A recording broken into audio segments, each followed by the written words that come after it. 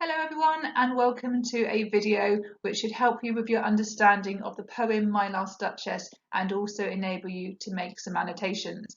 So please make sure that you have a copy of the poem to hand, that you have a pen and that you've also got some paper to jot down ideas on. Before we get going with the poem itself, I'd like you to have a look at the image that's on screen and work out what you can infer about the woman based on her portrait.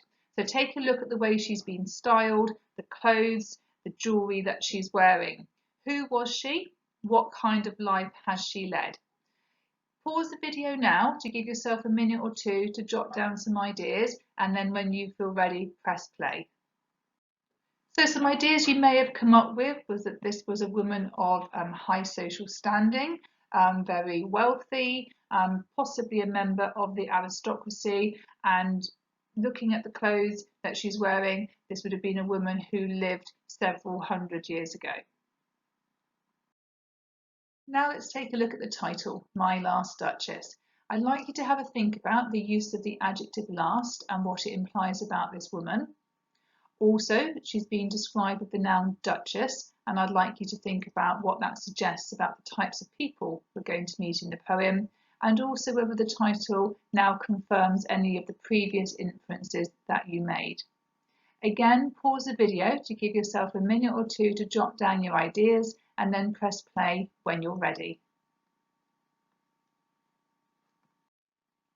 So this somewhat chilling title suggests that this poem is going to be about his former wife, and the use of the noun Duchess kind of suggests to us that he didn't actually have much feeling towards his wife as a human being. Now let's take a look at the poet Robert Browning. Born in 1812, so we're dealing with the 19th century, he was a young man who didn't enjoy school and ended up being homeschooled by his parents. But by the age of 14, he was proficient in English, French, Greek, and Latin. Now, he lived most of his adult life in Italy and married in 1845. But he married in secret because his wife's father was very controlling. Now, he's well known for his use of the dramatic monologue. The poem itself was published in 1842, but it's actually set during the Italian Renaissance in the 16th century. And it's actually believed to be based on real-life historical figures, with the Duke namely being Alonso, Duke of Ferrara.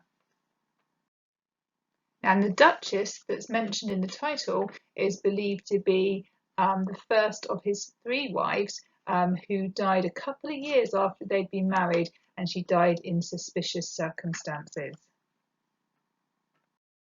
Now this slide is just some keywords that you may find useful as we work through the poem, so you can pause and rewind and take a look at them if you need any clarification as we're working through. Now let's take a look at the poem and its literal meaning. Now there's no two ways about it. This is a long poem, so we're going to break it down into 7 sections. I'm going to read each section and then go through the literal meaning as we go through. So firstly, that's my last Duchess painted on the wall, looking as if she were alive. I call that piece a wonder now, for our Pandulph's hands work busily a day, and there she stands. So this is the Duke showing somebody a painting of his former wife. It's by a famous artist, and he has captured a very realistic painting of the former Duchess. And now, wilt please you sit and look at her, I said, for our Pandulph by design, for never read strangers like you that pictured countenance, the depth and passion of its earnest glance, but to myself they turned, since none puts by the curtain I have drawn for you, but I, and seemed as they would ask me, if they durst, how such a glance came there. So here he's commanding the person that he's speaking to sit down. He's boastfully name dropping the artist into the poem again, and he's really saying, everybody who looks at this portrait of my former wife wonders how the artist managed to capture such a look on her face, but they daren't ask me. So, not the first are you to turn and ask thus. Sir, 'twas not her husband's presence only called that spot of joy into the Duchess's cheek. Perhaps Frau Pandolf chanced to say, her mantle laps over my lady's wrist too much, or paint must never hope to reproduce the faint half-flush that dies along her throat. Such stuff was courtesy, she thought, and cause enough for calling up that spot of joy. So here we have the first suggestion of the Duke's jealousy, with him saying that he wasn't the only thing that could cause happiness on his wife's face, wasn't the only person who could make her blush, and an indication that the painter may have been slightly flirtatious with the Duchess. Here we have, this painting will never be able to reproduce your natural beauty, for example. And moving on, she had a heart, how shall I say, too soon made glad, too easily impressed. She liked whatever she looked on, and her looks went everywhere. Sir, 'twas all one, my favour at her breast, the dropping of the daylight in the west, the bough of cherries some officious fool broke in the orchard for her, the white mule she rode with round the terrace, all and each would draw from her alike the approving speech or blush at least. So this is the Duke saying that she was an easily impressed woman. She liked everything, the sunset, riding cherries, found as much enjoyment and pleasure in them as she did in her husband. So the next section runs on to the following slide, so I'm going to let you read that through yourself. So we're going from she thanked men down to stoop, and I'm just going to go through the literal meaning. So we've got a sinister tone starting to come through in the poem now. This is the Duke really saying that she thanked everybody, and he's annoyed because he doesn't really feel that she was sufficiently grateful to him for the honour that he did her in marrying her. And now we have, oh sir, she smiled no doubt whenever I passed her, but who passed without much the same smile? This grew. I gave commands, then all smiles stopped together. There she stands as if alive. So the sinister tone continues here. He's basically saying, yeah, whenever I saw her, she would smile at me, but then she smiled at everybody. This irritation with her, this annoyance with her grew, and he gave commands. Unclear what commands he gave, but then that's quickly followed up with, then all smiles stopped together. But hey, here she stands as if she is still alive.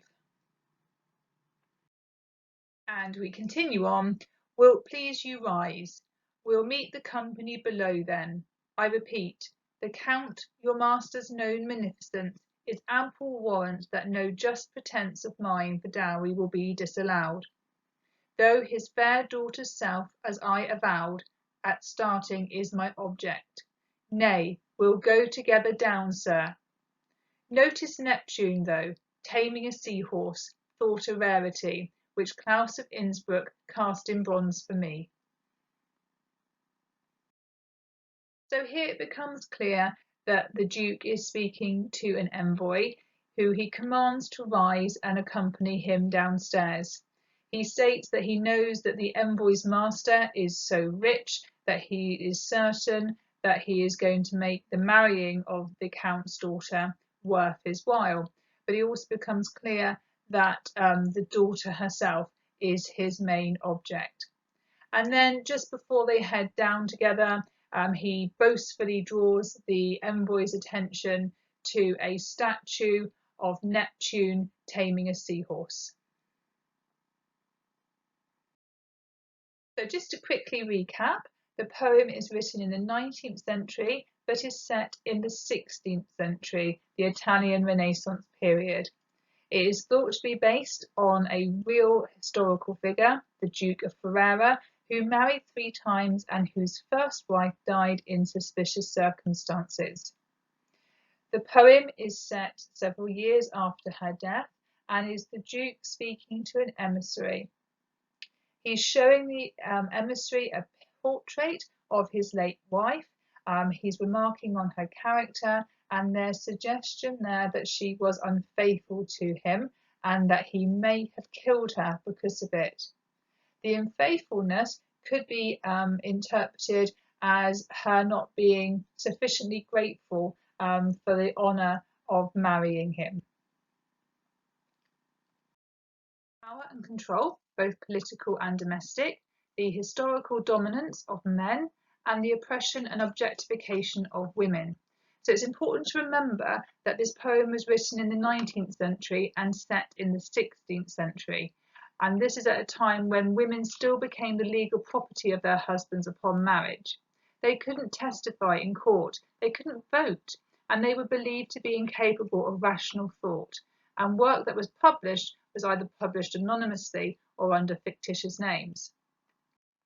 Now, attitudes towards women were starting to be challenged during the Victorian period, so this poem may reflect Browning's ideas relating to the treatment of women.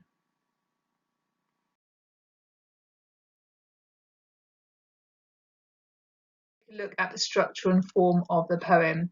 The poem is in the form of a dramatic monologue, so the Duke's voice is the only one we hear throughout. It is a long poem, it's quite overwhelming, and that reflects the character of the Duke himself. His is the only voice we hear, so that emphasises that sense of power and control that he has. This is also reflected in the iambic pentameter and the rhyming couplets throughout the poem.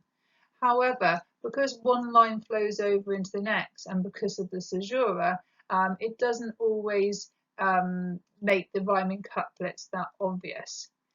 This also reflects that the Duke doesn't actually have complete control over what he's saying, and that it's more of an outburst. He doesn't really think about everything he is saying to the emissary. Right, now let's start to take a look at some of the language that's used in this poem. I'd like you to continue to jot down ideas on paper, starting with the use of the possessive pronoun my. When we introduce something or somebody as my, what are we really saying about that person or thing? Press pause now to give yourself a minute or two to jot down some ideas and then press play again when you feel ready. Now, hopefully some of the ideas that you've come up with include that when we introduce something as my, we are indicating that it belongs to us. So here we have the Duke clearly signalling us that the Duchess belongs to him. That's his view. He believes that she belongs to him. So he actually looks or looked upon her as more of a possession, something for him to own rather than an actual human being. Right, now let's take a look at the line looking as if she were alive and see what we can work out from that. So again, have a think about it, pause the video, jot down some ideas and then press play when you feel ready. So from this line, we can establish that the Duchess is dead and that the painting itself is of really high quality, almost photographic in the way that it has captured her likeness. Now I'd like you to have a look at line 3, where the Duke uses the name of the artist Fra Pandolf. I'd like again for you to press pause on the video and have a little think about why you feel the Duke has actually given the artist's name and what that might tell us about the Duke himself. Yes, you're right. This is the Duke being really boastful. He name drops the artist twice in this poem, really again to signal his own sort of idea of him being superior and rich enough to employ this famous artist to paint his Duchess. Now let's take a look at line 5, where we have "Wilt please you sit and look at her." Again, I'd like you to pause the video and I'd like you to have a think about whether you feel that is a polite request or whether there is anything sinister behind it. Yes, you could interpret this as the Duke being polite and asking the envoy to take a seat for his own comfort, but we can also interpret it in the way that this would give the Duke a sense of further power over the envoy. So if you can imagine being asked to take a seat and then the other person still standing over you, that could be quite intimidating to somebody who's in a seated position.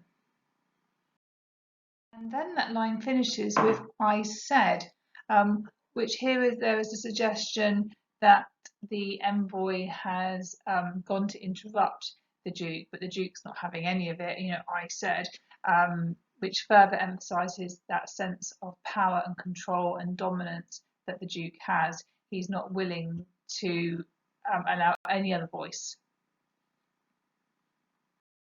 And then we have "Since none puts by the curtain I have drawn for you but I." So this is the Duke really saying to us that he conceals the portrait of his former wife behind a curtain, and he is the only one who is allowed to draw the curtain back to reveal the Duchess. So it's within his control who sees this portrait. Now let's take a look at the word "durst." Now durst is another word for dare. So I'd like you to pause and take a few moments to consider how you normally hear the word dare being used. So you may have come up with things like "how dare you" or "don't you dare." So this is us clearly being shown that the Duke is superior to other people, but he also expects people to fear him as well. And now we carry on with "not the first are you to turn and ask thus." So this is showing us that in the past the Duke has been questioned by other people about his wife's portrait. And then it carries on with "called that spot of joy into the Duchess's cheek." Take a moment to pause the video and consider what a spot of joy is on your cheek. Yes, you're right, it's a blush. So here we're being told that something has happened to cause the Duchess to blush with pleasure, and the artist has actually captured this in her portrait. And then an imagined conversation where it's being suggested that the artist may have been a little flirtatious with his subject. It says her mantle, her cloak is over her wrist too much. So perhaps there's a suggestion there that she's been advised by the artist to show a little bit more skin in her portrait. And then we finish with this slightly out of place reference to death, "half flush that dies along her throat," which adds a real sense of foreboding to our poem.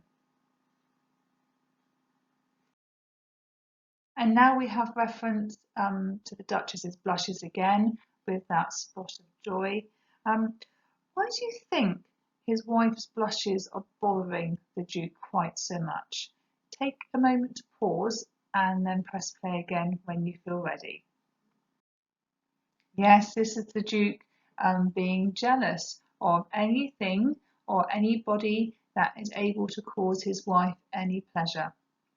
And this links very strongly back to the idea of the oppression of women and the Duke's overriding sense that he felt he should have complete and utter control over his wife and her actions.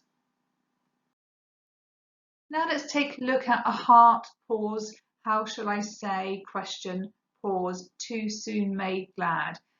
So here we could interpret this as the Duke pausing to reflect on his wife's behaviours and suggesting to us that she was too easily pleased in his opinion.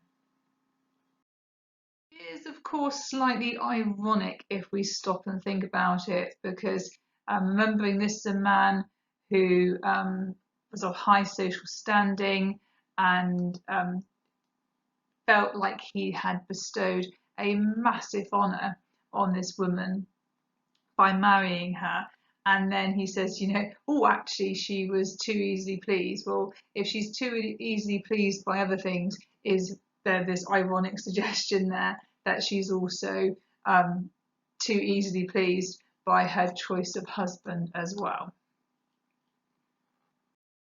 We carry on with too easily impressed. She liked whatever she looked on, and her looks went everywhere.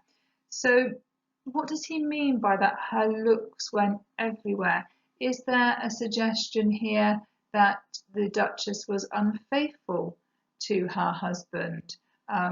Was she flirting with other people? Or was she simply taking pleasure in the everyday things? Has her husband now become so jealous that he is actually paranoid about the things which are causing his wife to blush with pleasure? And we have further evidence that the Duchess was simply a young and humble wife.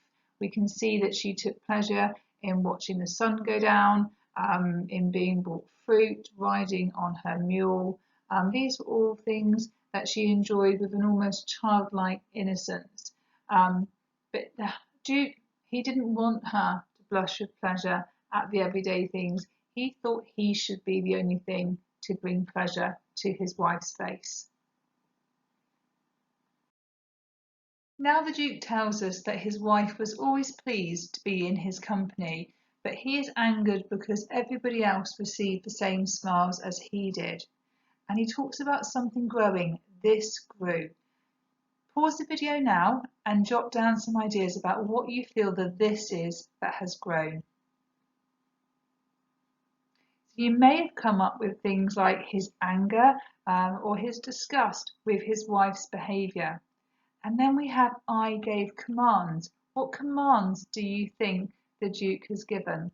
Again, pause the video to allow yourself time to jot down these ideas.